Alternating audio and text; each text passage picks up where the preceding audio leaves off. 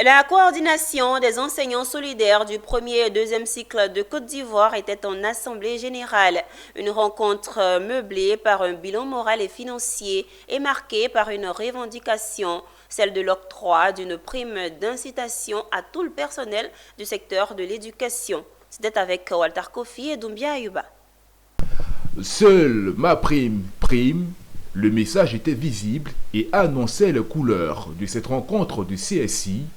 Entendez coordination des enseignants solidaires du premier et du deuxième cycle de Côte d'Ivoire.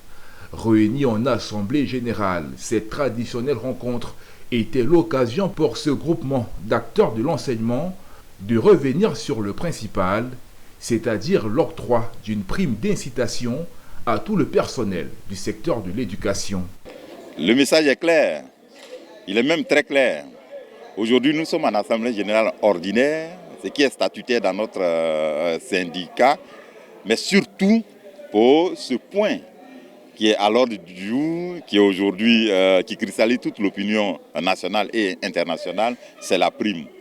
Pour certains, c'est nouveau, mais pour nous les anciens, pour nous, au niveau de la CCI, c'est depuis 2007 que nous parlons de prime d'incitation au niveau du ministère de l'Éducation nationale. Le coordinateur du CSI appelle les enseignants à la solidarité dans ce combat, tout comme le précédent qui pour lui a conduit à l'indemnité contributive au logement de tous les fonctionnaires à hauteur de 20 000 francs CFA. Pour nous, les enseignants et les personnels du ministère de l'Éducation nationale et de l'alphabétisation, ce qu'on appelle l'indemnité de logement.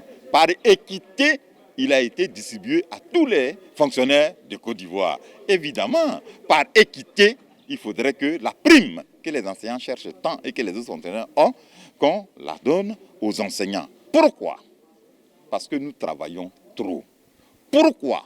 Parce qu'il y a la cherté de la vie. Pourquoi? Parce que l'enseignant, c'est le seul fonctionnaire qui commence à 7h et qui termine à 6h59.